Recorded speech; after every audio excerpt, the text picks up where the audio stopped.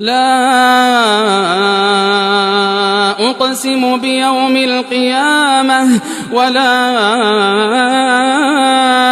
أقسم بالنفس اللوامة أيحسب الإنسان أن لن نجمع عظامه بلى قادرين على